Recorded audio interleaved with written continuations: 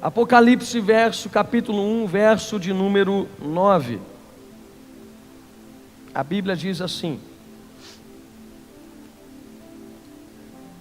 Eu, João, que também sou vosso irmão e companheiro na aflição e no reino, na paciência de Jesus Cristo, estava numa ilha chamada Patmos, por causa da palavra de Deus e pelo testemunho de Jesus Cristo.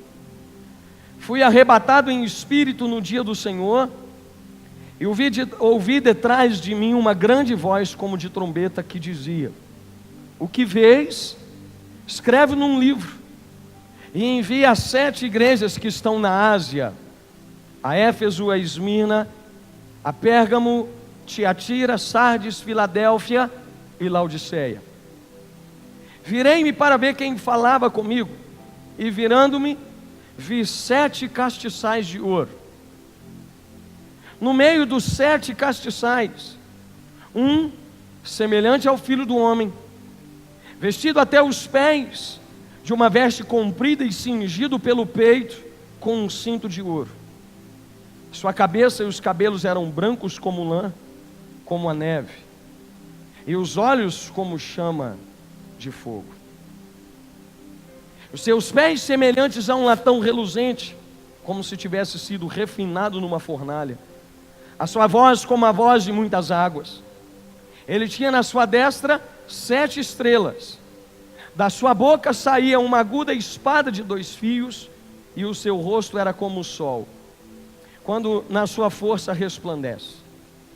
Quando vi, caí aos seus pés como morto, e ele pôs sobre mim a sua destra, dizendo-me: Não temas, eu sou o primeiro e o último, o que vive. Fui morto, mas eis aqui estou vivo para todo sempre, amém. E tenho as chaves da morte e do inferno. Escreve as coisas que tem visto, e as que são, e as que depois destas hão de acontecer. O mistério das 7 estrelas que viste na minha destra, e dos 7 castiçais de ouro. As 7 estrelas são os anjos das 7 igrejas. Os 7 castiçais que vistes são as 7 igrejas. Capítulo 2, verso 1. Escreve ao anjo da igreja que está em Éfeso: Assim diz aquele que tem na sua destra as 7 estrelas, que anda no meio dos 7 castiçais de ouro. Eu sei as tuas obras, o teu trabalho, a tua paciência, e que não podes sofrer os maus.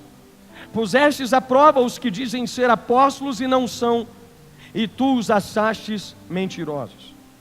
Sofrestes e tens paciência, trabalhastes pelo meu nome e não te cansastes. Porém, tenho contra ti, que deixastes o teu primeiro amor. Lembra-te de onde caístes, arrependa-te e volta à prática das primeiras obras. Porque senão brevemente virei a ti, e tirarei do seu lugar o teu castiçal, se não te arrependeres. Tens, porém, isto, que aborreces as obras dos nicolaítas, as quais eu também aborreço. Quem tem ouvidos, ouça o que o Espírito diz às igrejas. Feche os seus olhos, vamos orar.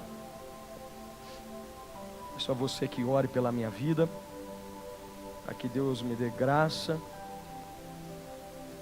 para compartilhar essa palavra ao seu coração. Pai, muito obrigado por esse momento maravilhoso de louvor, de adoração. Obrigado pelo momento dos dízimos, das ofertas, e agora pelo momento da sua palavra. Nós abrimos o nosso coração e estamos prontos para receber e ouvir a tua voz.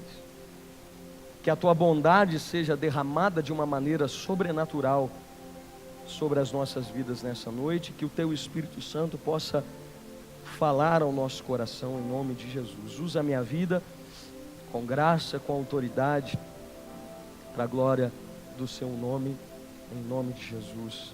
Amém e amém. Amém, queridos?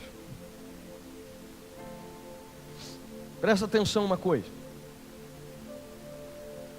A igreja nesse período aqui de Apocalipse, capítulo 1, verso 9, capítulo 2, texto que nós lemos. A Bíblia mostra que aquela igreja e as igrejas, os irmãos, eles estavam passando por um tempo de uma severa perseguição contra a igreja. Muitos irmãos, pessoas que confessavam sua fé em Jesus, eles eram perseguidos. Pessoas foram mortas por causa do nome de Jesus Cristo, por defenderem a honra, o nome do Senhor. Os cristãos ali daquele tempo estavam sofrendo economicamente, socialmente, espiritualmente, em todos os sentidos. A Bíblia diz que João estava em Patmos, exilado em uma ilha, e ele permaneceu ali por causa da pregação da palavra. Ele negou deixar de pregar a palavra de Deus. Ele não abriu mão do chamado, do propósito a qual Deus havia designado ele para que ele pudesse cumprir. E a Bíblia fala que ali naquela ilha foi aonde João teve a visão e recebe essa mensagem às 7 igrejas do livro de Apocalipse, que nós chamamos. Eu quero que você preste bastante atenção. Normalmente, sempre em dias de ceia, eu proponho no meu coração em ministrar uma palavra que leve a você a refletir como anda o seu relacionamento com o Senhor.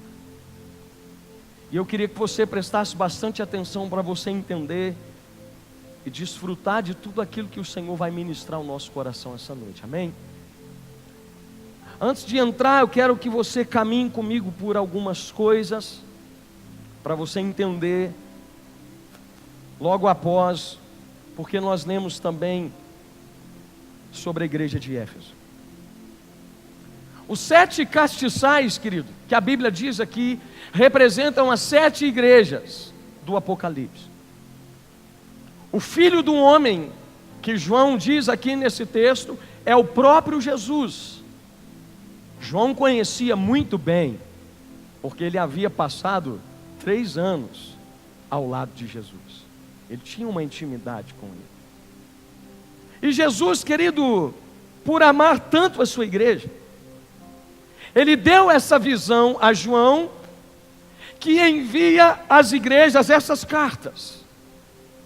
Mas antes de entrar no ponto central, eu quero que você entenda 2 princípios inegociáveis que nós podemos aprender nesse texto, do capítulo 1, em primeiro lugar.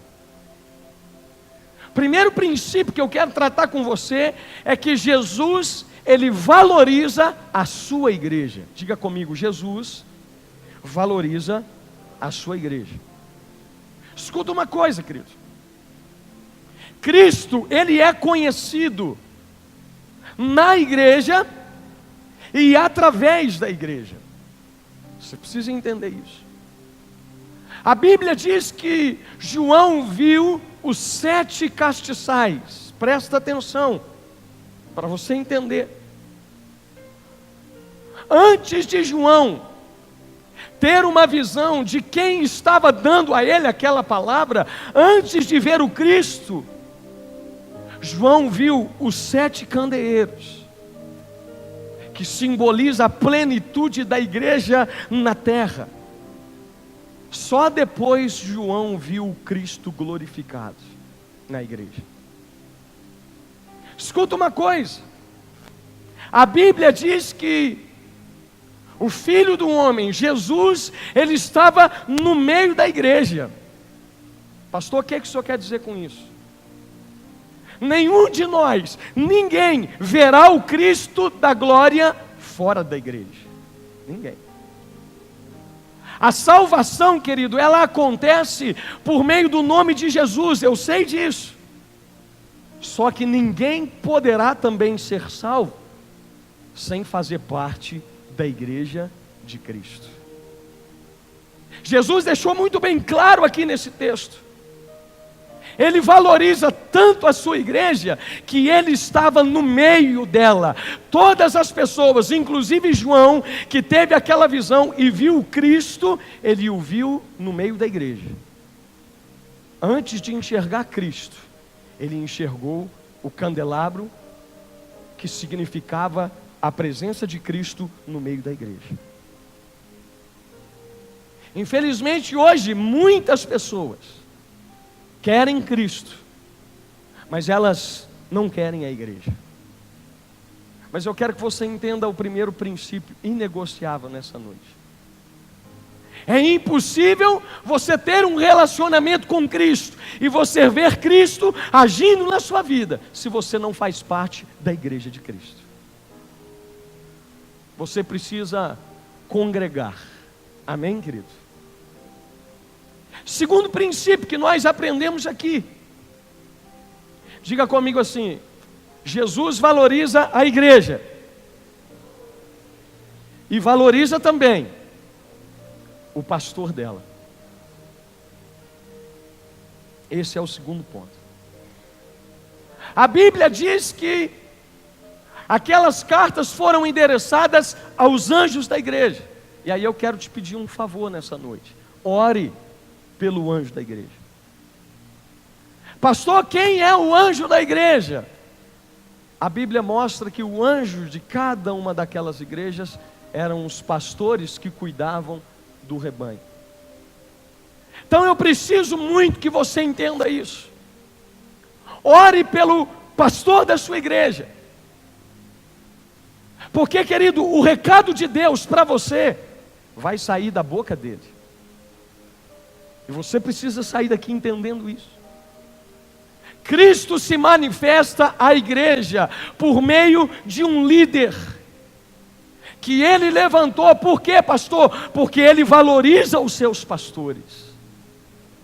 Me responda uma coisa: por que Deus não enviou as cartas diretamente ao povo? A Bíblia diz que Deus enviou as cartas aos pastores. E aí eu quero te dar 4 revelações aqui, rapidinho nesse texto. Primeiro, pastor, por que Deus não enviou as cartas diretamente ao povo, mas ao líder da igreja? Primeiro lugar, porque ele valoriza princípios. Deus não despreza autoridades que ele mesmo colocou à frente da sua obra. Você precisa entender isso. A não ser que aquela autoridade desrespeite ao Senhor, o que ele faz? Ele tira a pessoa e coloca o outro no lugar. Pode ter certeza. Segundo lugar, pastor, por que Deus não falou diretamente ao povo? Querido, para ensinar o povo a andar debaixo da autoridade de um líder. Para que você entenda que ninguém pode ser igreja sozinho. Todos nós precisamos de um pastor, de um líder para nos nortear espiritualmente. Não pensa você que você pode servir a Jesus sozinho na sua casa, sem ninguém cuidando de você. Você precisa ter alguém para te instruir. Por esse motivo Jesus fez isso. Terceiro lugar, pastor, por que Deus não enviou a carta para a igreja de uma vez? Porque, querido, Ele não queria que ninguém se distanciasse da igreja. Se você observar, a palavra não veio à igreja, mas ao pastor, como eu já disse. Se eles não estivessem na igreja, ouvindo a pregação da palavra, eles não teriam recebido a revelação de Deus. Toda vez que você vem à igreja com o seu coração aberto, eu tenho certeza que você sai daqui dizendo: alguma coisa eu aprendi de Deus essa noite. Então, querido, é impossível você querer receber revelações de Deus longe da igreja. Mas em quarto lugar, pastor, por que Jesus enviou a carta aos pastores? Para que todos seguissem na mesma direção espiritual que o seu pastor. Nós não temos aqui dentro 2 igrejas, nós temos uma só igreja. Nós somos um só corpo. E o mesmo direcionamento dado ao pastor é o direcionamento que o pastor traz à igreja, para que todos também andem alinhados com um único propósito. Imagine se Deus fosse trazer uma palavra dessa ao coração de cada um da igreja. Cada um ia interpretar de uma forma, cada um ia levar para um lado aquela palavra. Deus fez questão de conduzir aquela palavra ao pastor, para que o pastor direcionasse o rebanho da forma que Deus desejava. E aí eu te faço uma pergunta nessa noite, dentro desse segundo princípio: que tipo de valor tem para você a palavra do seu pastor? Pensa comigo. Se você fosse pesar numa balança, quanto a palavra do seu pastor pesaria para você? Quanto a palavra do seu pastor representa para você? Eu falo que as pessoas nos dias de hoje, elas têm buscado experiências, mas elas não querem a verdade. Muita gente quer as novidades do Evangelho, as visões, as revelações, mas elas não querem estudar a palavra. Elas não querem Deus, elas querem as bênçãos de Deus. E se você for analisar pela luz da palavra, cuidar da igreja, querido, sempre foi algo muito difícil.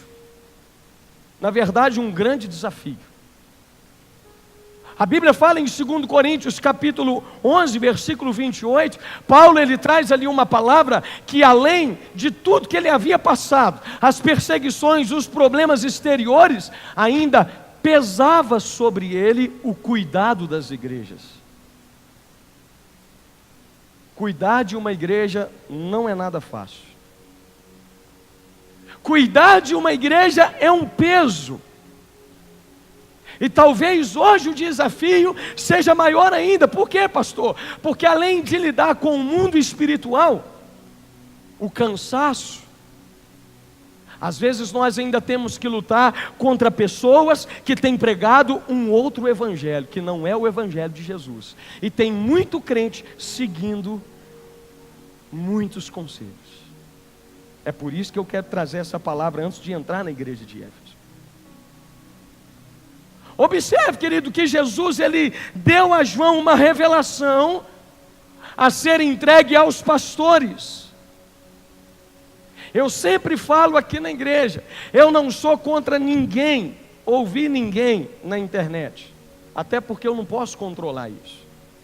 Eu não tenho como cuidar.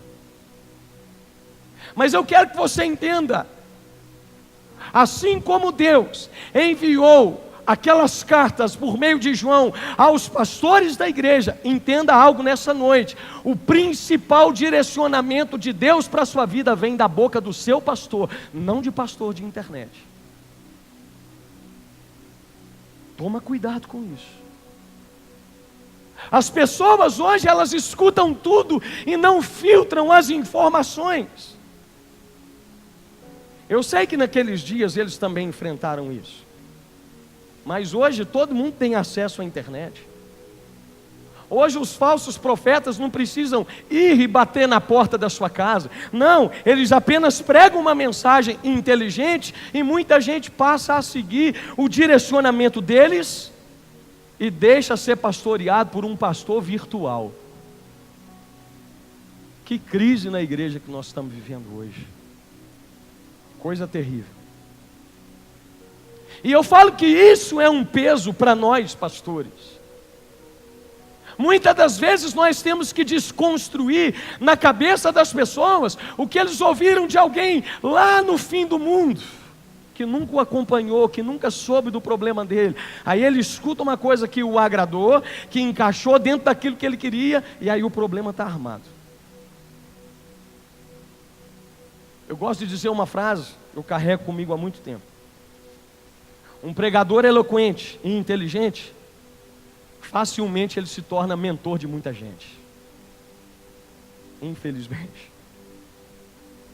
Paulo fala em 2 Coríntios 11, 6, que ele poderia ser rude na palavra, mas ele não era na ciência. Paulo, querido, ele não era aquele pregador eloquente, não, ele não foi criado nas escolas gregas, como muitos ali haviam passado, os falsos profetas, cursos de oratória, não. E para muita gente, Paulo era despreparado na sua pregação, porque ele não tinha uma interpretação perfeita, talvez, do texto. Só que Paulo, com esse texto de 2 Coríntios 11:6, ele quer mostrar para nós que o conteúdo é muito mais importante do que a forma que ele foi apresentado. Tem muita gente que se preocupa em ouvir uma boa pregação, uma pregação inteligente, mas esquece daquilo que está ouvindo, do conteúdo que está sendo dito. Então quero te dar um conselho nessa noite. Deus colocou você dentro de uma igreja. Eu não estou falando aqui que você não pode escutar ninguém, por favor, não me entenda errado.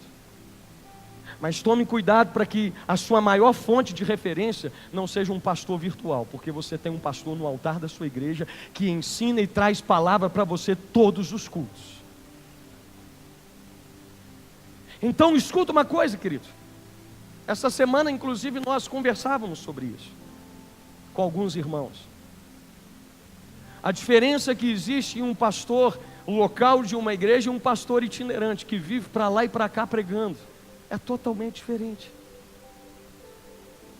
E nós estamos vendo uma geração de pessoas, de crentes analfabetos na Bíblia. Crentes que não leem a Bíblia, porque é muito mais fácil assistir uma pregação do que ler. É muito mais fácil assistir todo dia uma mensagem na internet do que gastar 1 hora de leitura.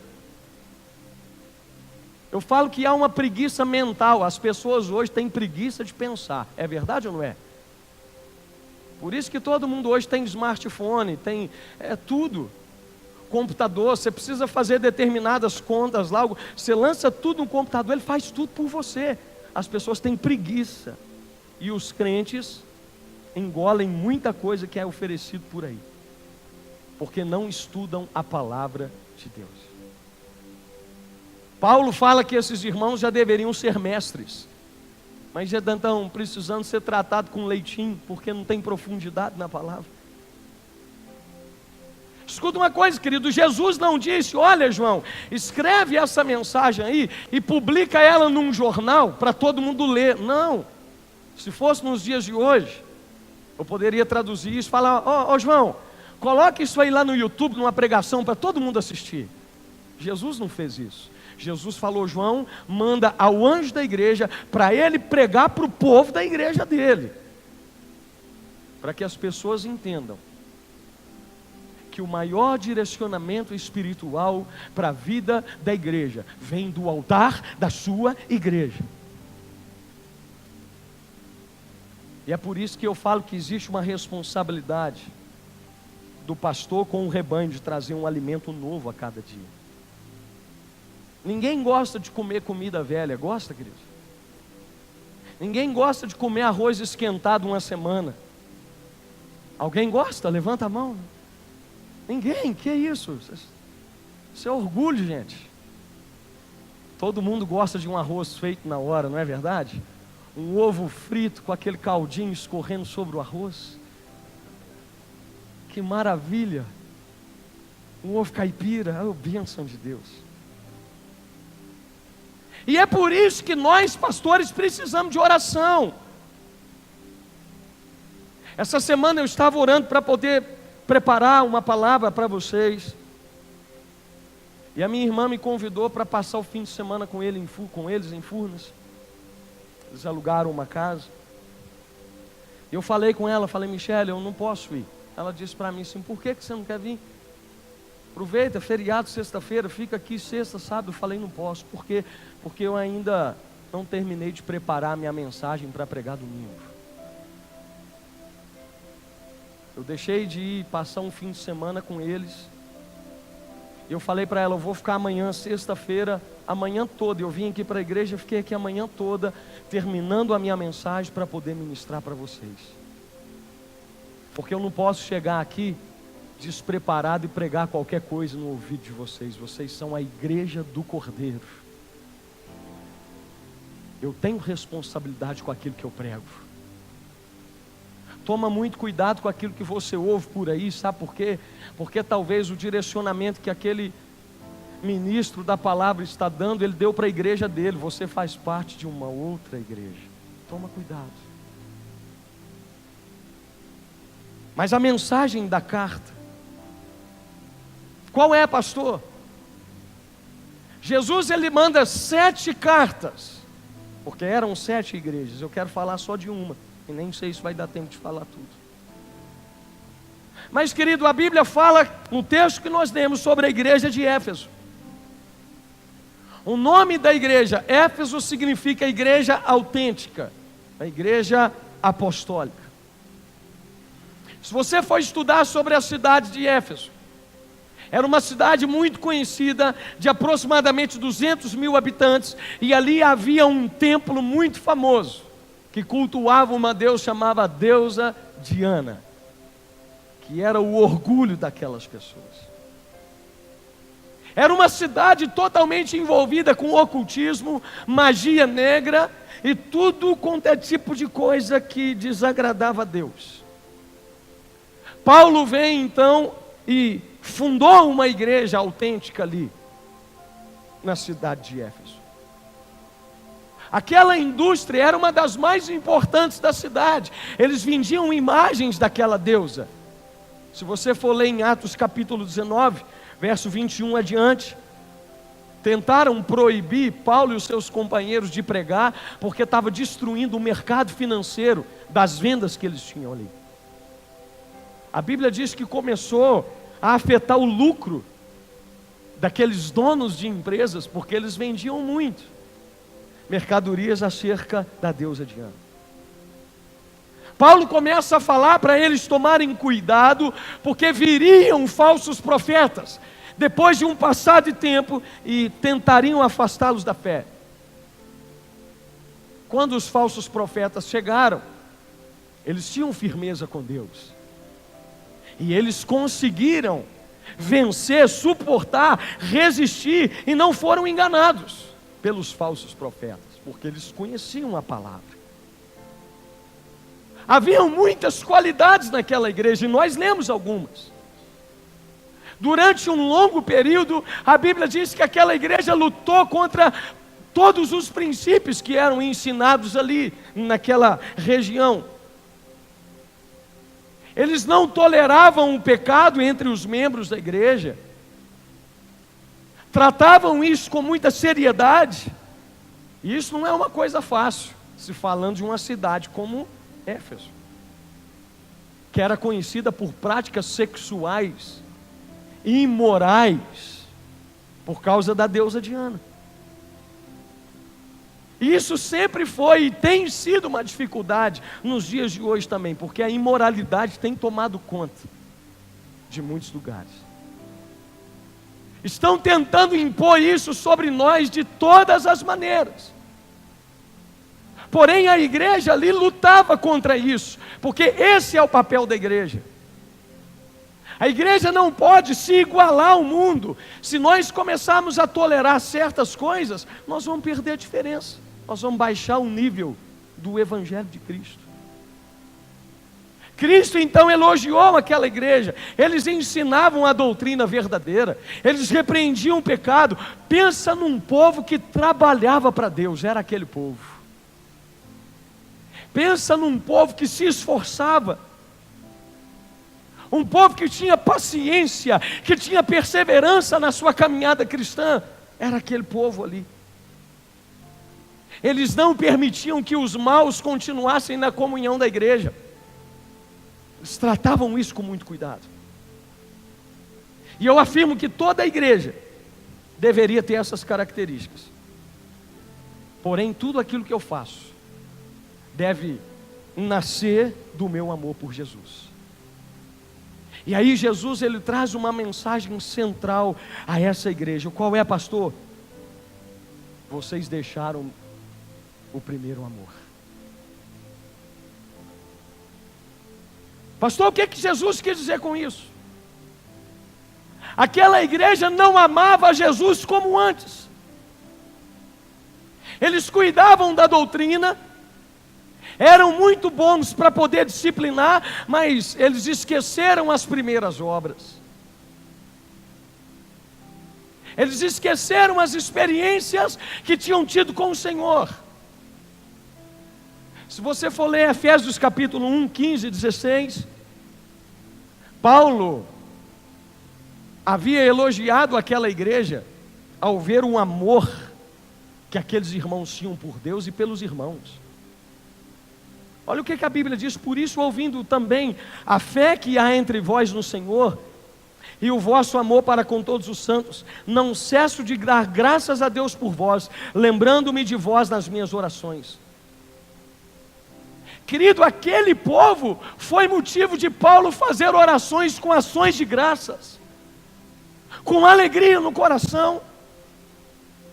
Só que muitos cristãos daquela geração tinham morrido, e a próxima geração perdeu o zelo que eles tinham por Deus. E aí eu quero chamar a sua atenção para você entender a importância de nós darmos exemplos para as futuras gerações. Você que é pai, o seu filho vai se espelhar em você para servir a Deus. Você que é mãe, o seu comportamento vai refletir diretamente na vida dos seus filhos. Olha a importância, querido, de nós darmos exemplo. E para essa igreja, Jesus traz uma palavra, e Ele espera 3 atitudes dela. Qual é, pastor? Em primeiro lugar, Jesus traz uma palavra para a igreja de Éfeso e diz assim: lembra-te de onde caíste. Querido, essa aqui era a igreja dos apóstolos, era a igreja que começou no dia de Pentecostes. Uma igreja que começou debaixo de um avivamento tremendo, mas com o passar do tempo, eles foram perdendo o seu amor, e se tornou uma igreja ortodoxa, dura, insensível, com uma doutrina rígida demais. A igreja de Éfeso foi elogiada pelo seu zelo doutrinário, mas repreendida por Jesus, porque eles haviam perdido o amor pelo próprio Senhor da igreja.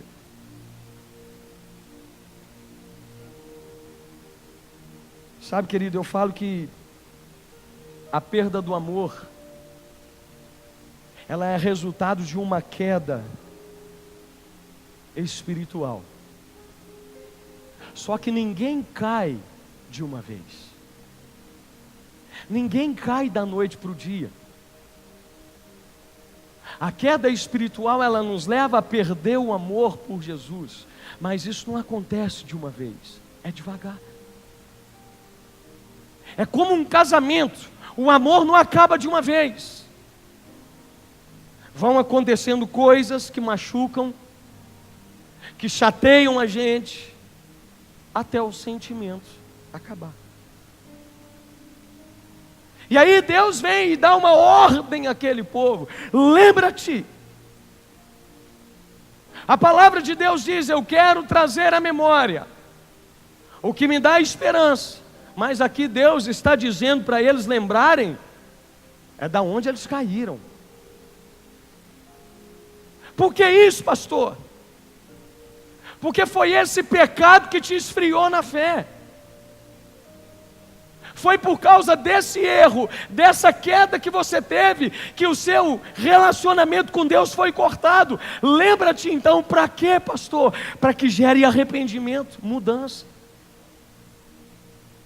Eu não tenho que lembrar de onde eu caí para que isso me faça mal. Não, eu lembro para que gere arrependimento no meu coração, e o arrependimento produza mudança na minha vida. É por isso que eu tenho que lembrar. Isso pode me trazer de volta a esperança de um futuro melhor. Lembre-se de um pecado, para que você possa aprender com ele. Segundo lugar, Deus traz uma ordem para eles. Qual é, pastor? Arrependa-te. Segundo Coríntios capítulo 7, verso 10, a Bíblia diz, querido, que a tristeza, segundo Deus, ela opera arrependimento. E a Bíblia diz que esse arrependimento acontece para quê? Para salvação. Nós precisamos nos arrepender, querido. Precisamos arrepender desses pecados que nós temos cometido diariamente, que tem virado um pecado de estimação para nós. Eu sempre falo disso aqui.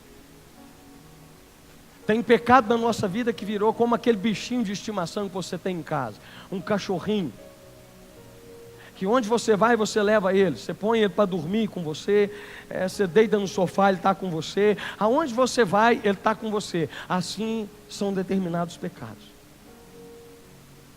E quando nós perdemos de vista a gravidade do pecado, nós começamos a não valorizar mais o perdão. Porque se eu não vejo o pecado como algo grave, para que eu preciso ser perdoado? Não tem necessidade. Só que o ponto principal aqui nessa igreja, e que nós precisamos aprender, qual é, pastor? Presta atenção nisso. Nós às vezes sempre lembramos dos pecados dos outros e esquecemos dos nossos. Nós temos muito costume disso. Apontamos facilmente o erro dos outros, mas esquecemos facilmente dos nossos. Aquela igreja apontava a falha de todos, mas esqueceram de olhar para dentro dela. Jesus traz uma palavra: arrependa-te, lembra-te de onde caístes. Escuta uma coisa, a queda, ela é sempre nossa. Entenda isso. O que derruba você não é o que fizeram com você. Não é quando alguém erra com você que você cai, é quando você mesmo erra e não assume os seus erros. Sabe, querido, pastor, fulano me passou a perna, me enganou, me iludiu, mentiu para mim, eu achei que era gente boa. Quem caiu foi você. Para de dar desculpa. Eu sou o único responsável por minhas quedas. Você é o único responsável por suas quedas. Para de colocar a culpa sobre os outros. Quem foi ingênuo demais foi você. Quem não ouviu os conselhos da Bíblia, do seu pastor, da sua família, foi você.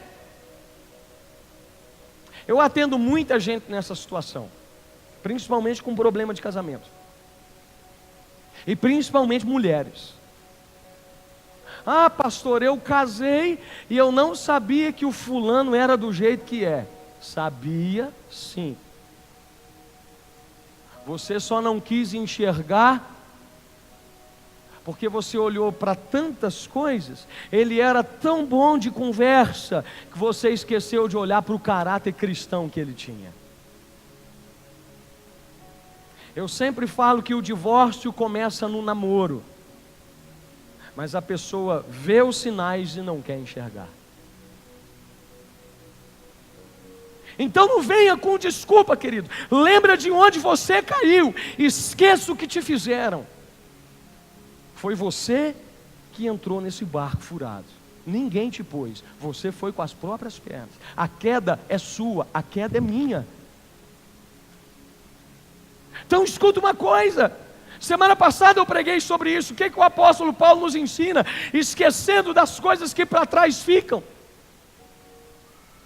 Está na hora de você esquecer dessas coisas e caminhar para uma nova vida em Deus. Aonde você caiu? Tem gente que fica se queixando da vida, reclamando, pondo a culpa em todo mundo, falando de tudo e de todos, querido. Lamentação 3:39. Se o homem tem que se queixar, que ele se queixe dos seus próprios pecados. Para de colocar a culpa em alguém. A queda foi responsabilidade sua e minha. Eu procurei cair. Eu entrei. em uma situação fora da vontade de Deus. Sou eu que entro em um problema que às vezes eu não deveria ter entrado. Eu é que entro numa situação que estava na cara, que todo mundo me falou para eu não entrar, mas eu não quis ouvir. Agora não vem colocar a culpa em ninguém. A queda é totalmente sua e minha. Nós temos que nos lembrar com tristeza do que nós fizemos, dos princípios que nós quebramos. E você sabe muito bem aonde foi sua queda. Você sabe muito bem como começou sua queda. Por que começou sua queda? Por causa de uma coisa que você foi deixando e depois perdeu o controle. Você sabe direitinho, eu sei. Jesus traz então essa palavra: lembra-te e arrependa-te. Escuta uma coisa: arrependimento não é emoção, é decisão. Você precisa decidir. E não precisa nem existir choro para mostrar que houve arrependimento. Porque eu já atendi gente que chorava para a testa até acima. A lágrima, ao invés de correr para baixo, corria para o teto. Ah, meu Deus, que glória!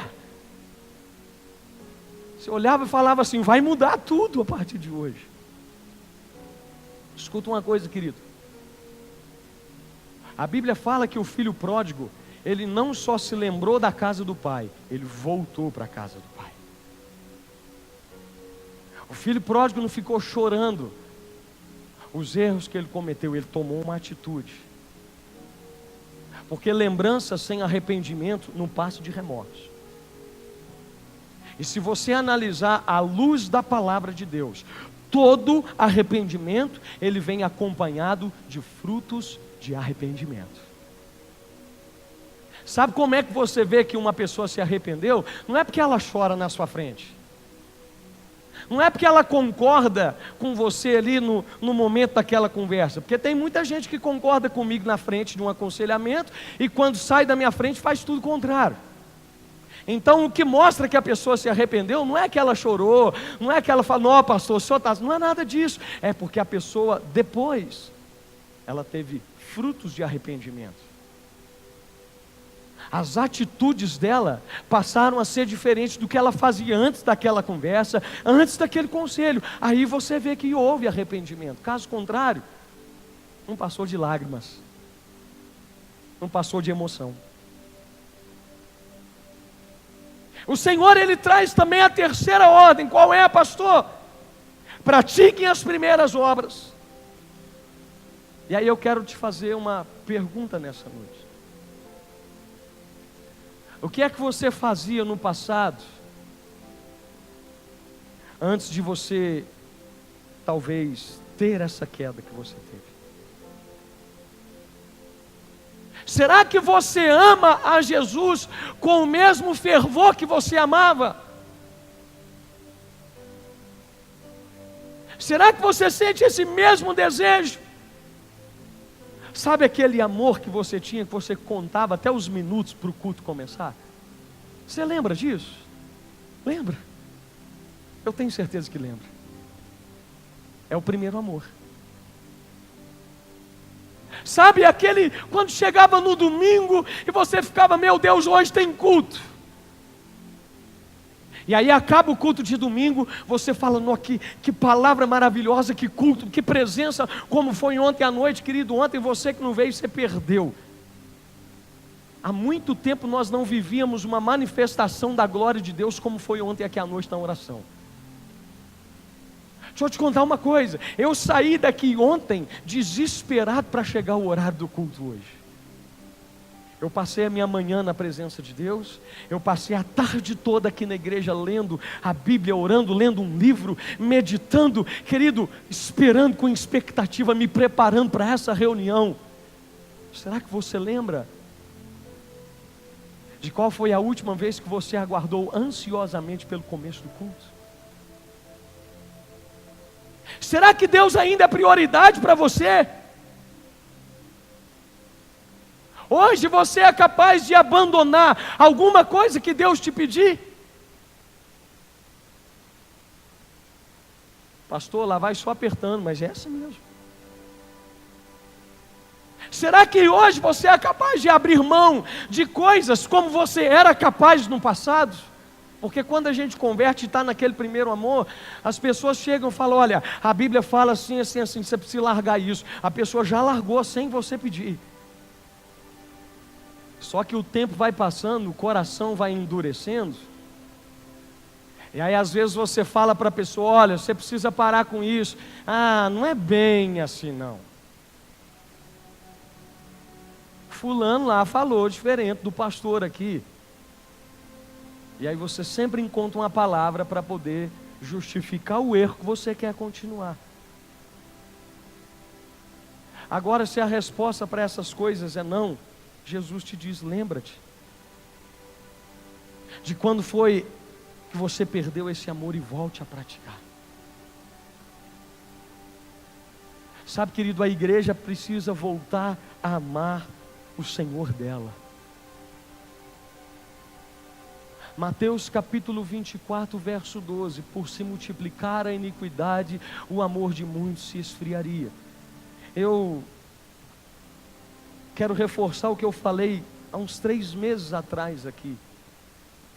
E tem 3 meses que eu estou orando para poder pregar essa mensagem de hoje.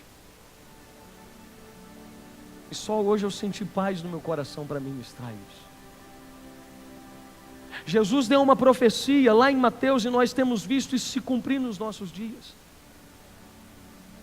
A iniquidade, o que é isso, pastor? É o pecado praticado diariamente nas nossas vidas. Sabe aquele pecado que você comete, que você não larga? Isso é iniquidade. Isso tem aumentado a cada dia e o amor de muita gente tem se esfriado. Tem muita gente que já perdeu o entusiasmo com Deus. E eu lembro que eu falava que, em primeiro lugar, o amor ele se esfria por Jesus, depois pelos irmãos. Jesus liberou essa palavra lá no Evangelho de Mateus, e ela está se cumprindo aqui em Apocalipse capítulo 2, na igreja de Éfeso.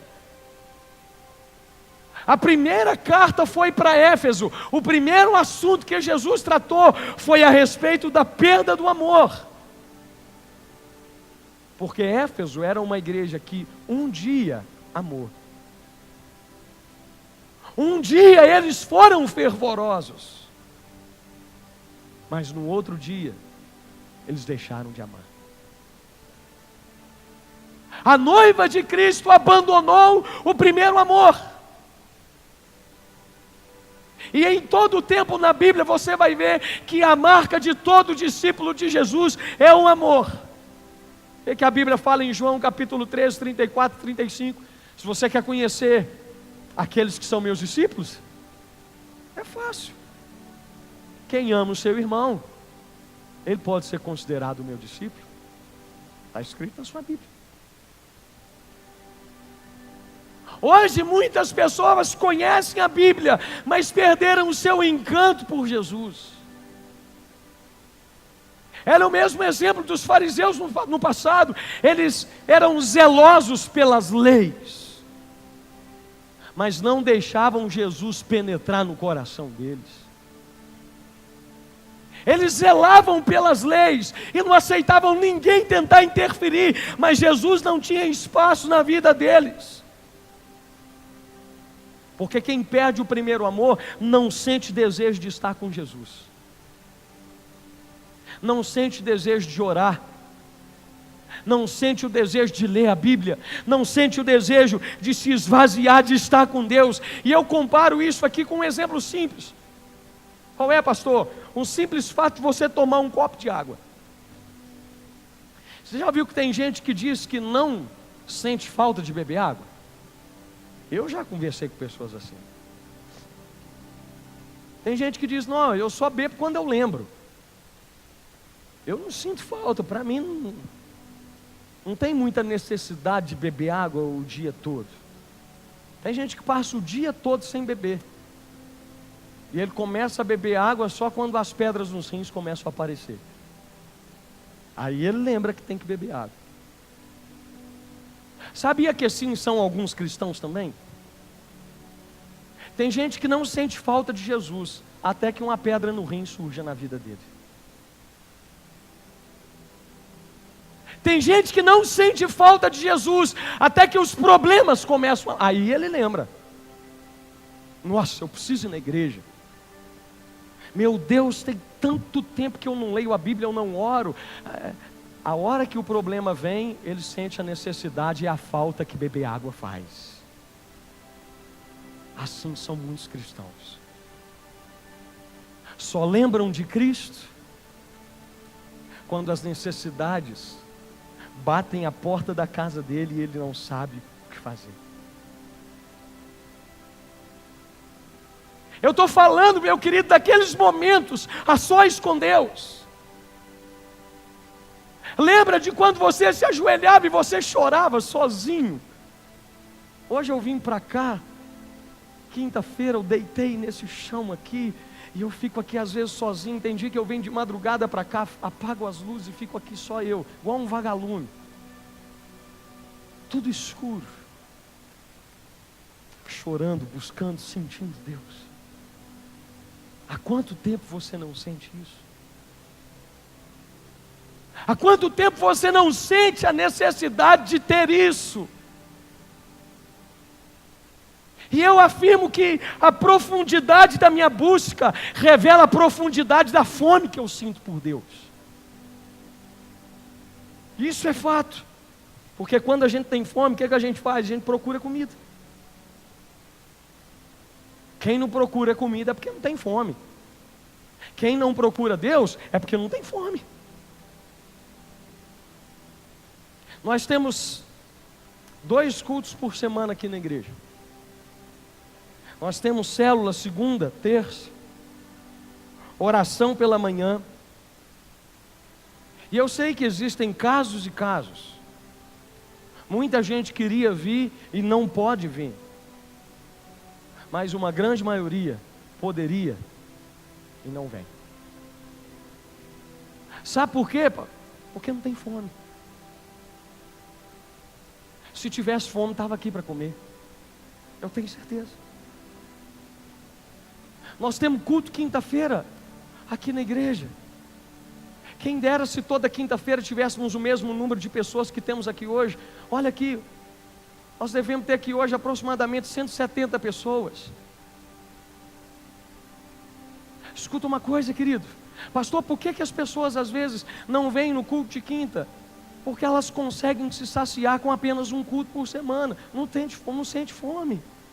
Se sentir, estaria aqui.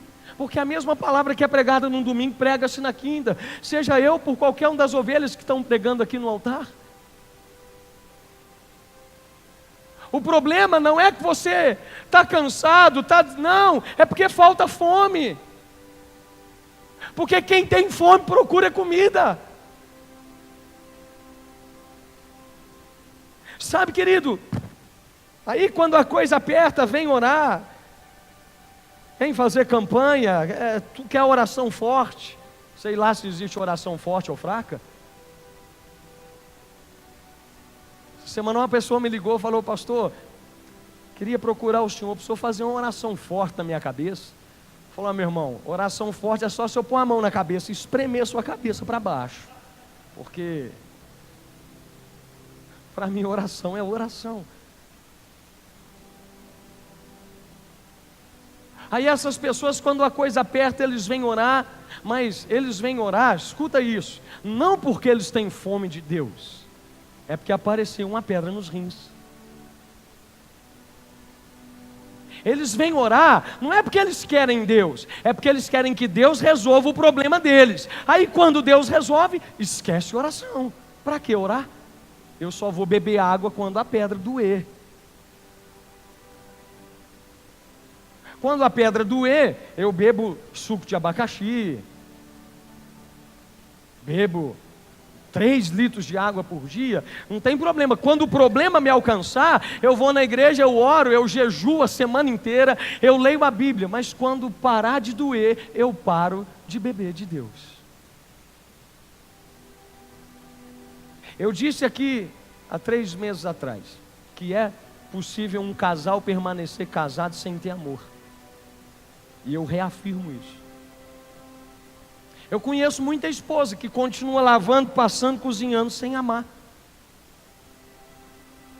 Estar casado não significa que tem amor, ou que tem relacionamento entre os dois.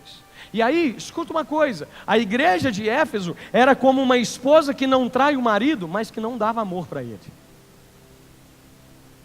Sabe aquela esposa que é fiel, que não larga, não trai, mas também não dá amor? Assim era a igreja de Éfeso. E com Jesus muita gente tem sido assim. Como assim, pastor? Tem muita gente que está na igreja, mas não amam a Deus como antes, porque muitas outras coisas têm sufocado esse amor. A igreja que perdeu o candeeiro, ela continua fazendo as obras, ela continua trabalhando, mas não tem amor. Querido, é a Bíblia que está dizendo. Tem muita gente aqui na igreja que continua liderando, é obreiro, é líder de célula, cuida das crianças, faz coisas dentro da igreja, mas faz sem amor, sem motivação, sem alegria. É a Bíblia que está dizendo. Aquele povo trabalhava, aquele povo era mestre em serviço. Pensa num povo que era dedicado, mas que não tinha amor. A luz tinha apagado, o candeeiro estava apagado, o culto para muita gente virou algo chato. Termina o culto, a gente pergunta aqui: quem sentiu a presença de Deus? Todo mundo levanta a mão. Mentira. Poucas pessoas sentiram. Agora escuta uma coisa, e aqui é uma das coisas mais importantes dessa palavra. Pastor, o que é que o senhor quer dizer? Escuta aqui, nós não éramos assim. O início da sua conversão, você não era assim. Jesus está mostrando para aquela igreja, eles não eram daquela forma, eles se tornaram. Eles tinham amor, mas eles perderam. Jesus está falando para eles: olha, vocês tinham, vocês eram fervorosos, vocês se dedicavam mais, vocês oravam, vocês amavam a minha presença, vocês iam para o culto e não aceitavam sair de lá sem sentir a minha glória. Hoje vocês entram e saem da mesma maneira, como se fosse só mais 5 canções que vocês cantaram para mim, foi só mais uma palavra que você ouviu. Vocês não eram assim. Escuta uma coisa, querido, eu sou pastor dessa igreja há quase 4 anos. Sabe o que mais me dói? É porque há 4 anos eu conheci algumas pessoas aqui dentro de um jeito,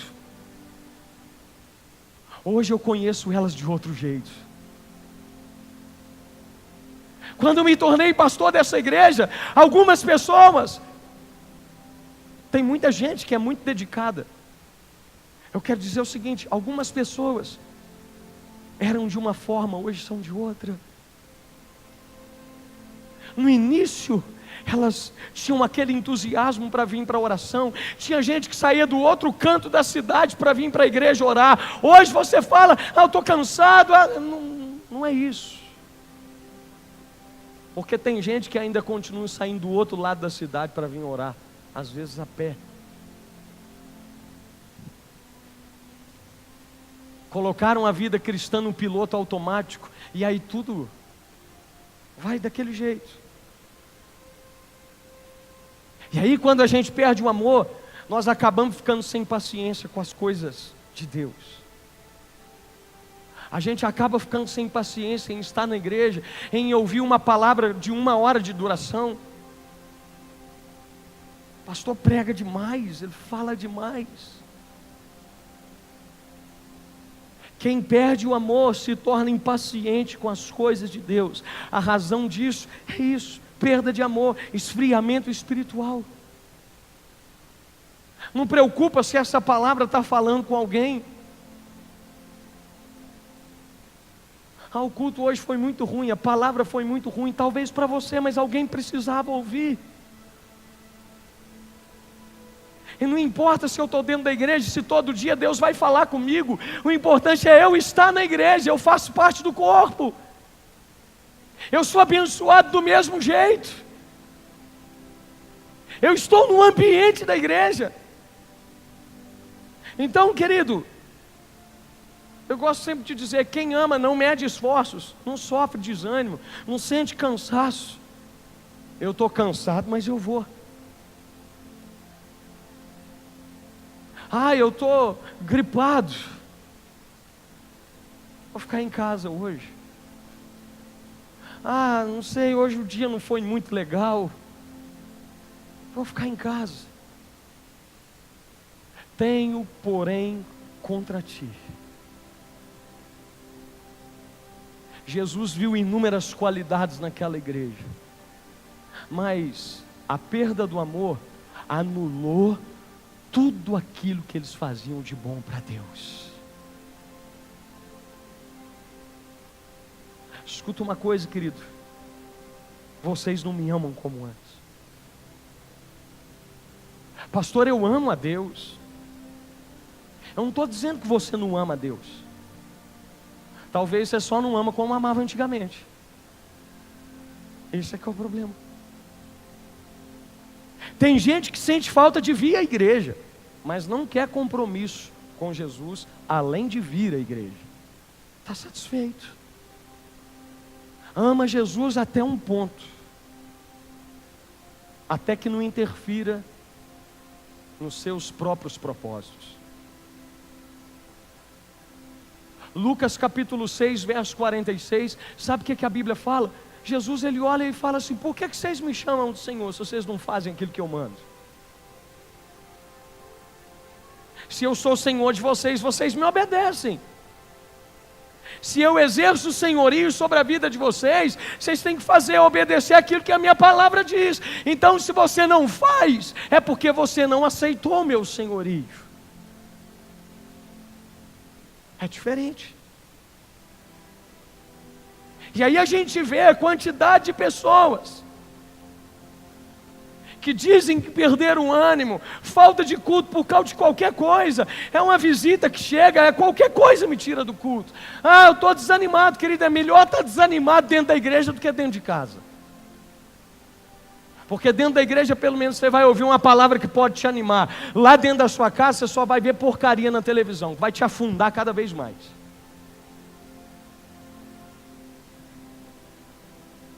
É melhor estar desanimado na igreja do que dentro de casa.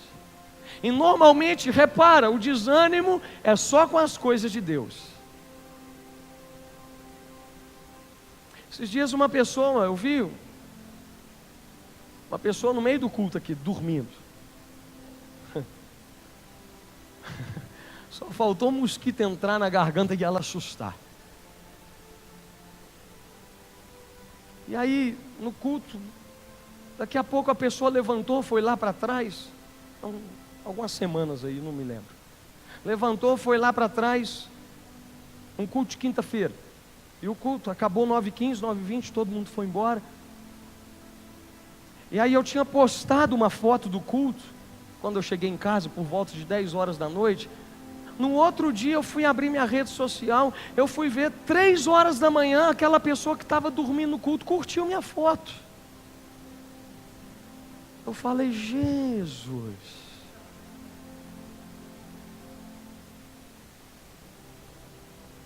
O desânimo era de estar na igreja,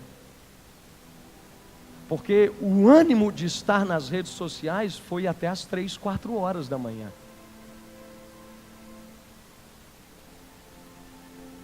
Sabe, querido, nós precisamos nos converter. Não é suficiente você se arrepender, é necessário você voltar a fazer o que você fazia.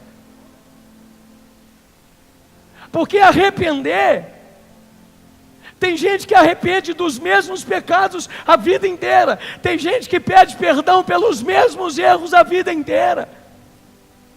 Só que quem não pratica as primeiras obras, volta sempre a praticar os velhos pecados. Sempre. O que você fazia que você não faz mais? Há quanto tempo você não pega a Bíblia para ler mesmo, meditar? Há quanto tempo você não faz um jejum? Hoje o Emanuel me mandou uma mensagem. Ele falou assim: pastor, o senhor vai estar aí na igreja de tarde? Falei: eu vou levar um pote de açaí aí para nós dois comermos à tarde. Eu falei: não vem não, trem. Vem não, que hoje eu estou só na água. Ô tentador. Quero ver se ele vai pagar para mim amanhã, né? Amanhã pode, tá, querido? Querido, não adianta só se arrepender. Nós precisamos voltar a praticar. Você está entendendo isso? Ninguém entendeu, amém? Você está entendendo, querido? Amém? Escuta uma coisa. Jesus traria, eu estou caminhando para o final. Jesus traria, enviaria consequências sobre o povo, por causa da falta de arrependimento deles. Depois você lê na sua Bíblia de novo o texto. Jesus mandou uma palavra de repreensão. Se eles não se arrependessem, Ele retiraria o castiçal do seu lugar. Presta atenção nisso. Jesus sempre traz uma palavra antes de permitir a consequência. A consequência vem porque nós continuamos insistindo a não nos arrepender. E Jesus está falando com muita gente aqui essa noite, como falou comigo de muita coisa na minha vida. E Ele não fala porque Ele quer enviar a consequência. Ele fala para evitar que a consequência seja necessária. Mas quem não se arrepende, Ele precisa permitir, porque talvez a consequência vai te trazer de volta. Então escuta, querido, verso 5: virei em breve quando não esperas. Isso é que é o mais doloroso.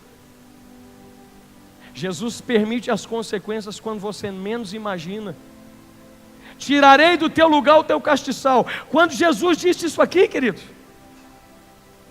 Ele estava mostrando que a igreja deixaria de ser considerada igreja. Os castiçais, eles produziam luz dentro do templo para que os sacerdotes pudessem fazer o trabalho, a leitura. Presta atenção nisso, querido.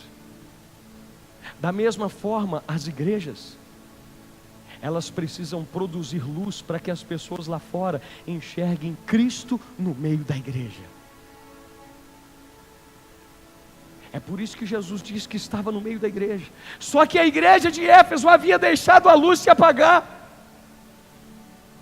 Eles haviam deixado de iluminar o caminho de muitas pessoas, para que elas se achegassem a Deus. Eles não estavam cumprindo o papel deles, qual, pastor? De ser sal da terra e luz do mundo. Escuta uma coisa, querido, a igreja, ela não tem luz própria. A igreja apenas reflete a luz de Cristo. João Batista diz: eu não sou a luz, eu apenas testifico acerca da luz. João capítulo 1. Só que se não tem intimidade com Cristo, a igreja não brilha. Se a igreja não tem amor, ela não brilha. E se não brilha, é porque ela está em trevas. Sabe, Deus, Ele é amor, a Bíblia diz. E se eu não amo, Deus não está na minha vida. Aquela igreja tinha tudo. Trabalhava, repreendiam os pecados. Era uma igreja que todo pastor queria ter. Um povo que vestia a camisa. Mas Deus enviou uma palavra ao pastor daquela igreja: eu não estou interessado no trabalho, eu estou interessado no que tem dentro de vocês por mim. Eu não estou preocupado com aquilo que vocês fazem. O amor é muito mais importante do que o trabalho. Eu quero concluir te dizendo o seguinte: eu tenho orado muito para que Deus renove o amor da igreja por Cristo.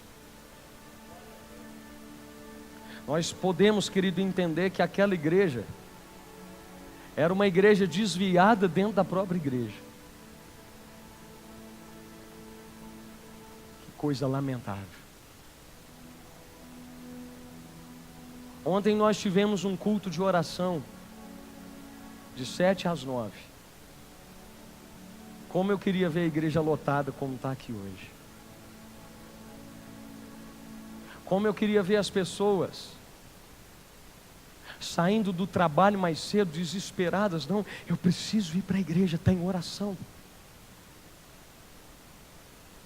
Não, hoje eu não posso marcar com... Querido, é uma única vigília que nós fazemos no mês que antecede a ceia, para os obreiros. E aí nós convocamos toda a igreja. Eu sei que tem gente que não vem porque não tem jeito, tem um motivo justificável. Tem muita gente que não pode, eu sei disso.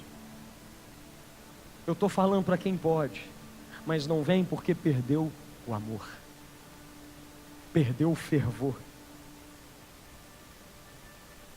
E Jesus está no nosso meio hoje, andando entre nós. Jesus está aqui no meio da igreja Batista Vale das Bênçãos de Painhos, mostrando a cada um de nós o que você precisa mudar, aonde você caiu, aonde você perdeu o amor, que elogios Ele tem para fazer para você,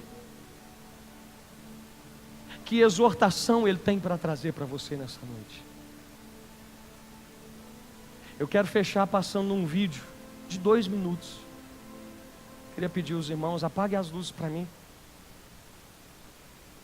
Presta bastante atenção nisso que você vai ver. Obrigado, Jesus.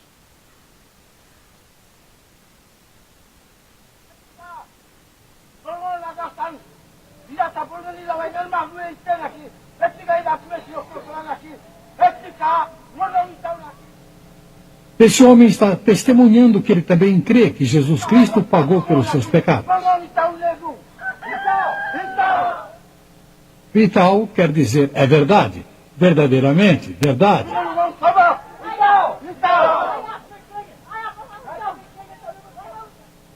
A vovó também se regozija porque também crê. Muitos outros deram seus testemunhos de que creem que Jesus Cristo levou os seus pecados sobre si. Marcos diz que se eles creem, então a palavra de Deus diz que os seus pecados estão perdoados. E tal, é verdade.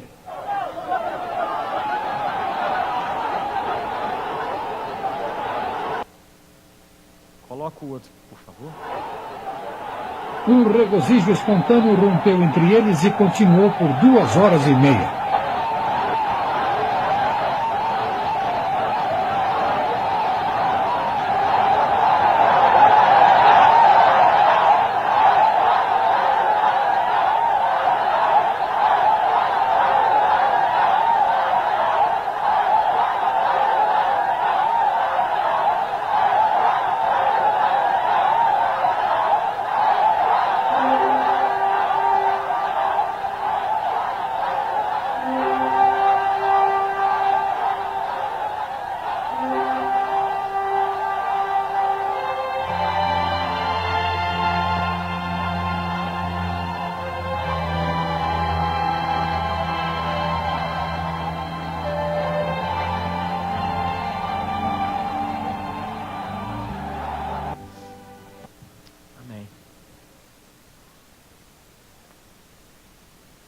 Isso aí foi só porque eles descobriram que Jesus podia perdoar os pecados deles.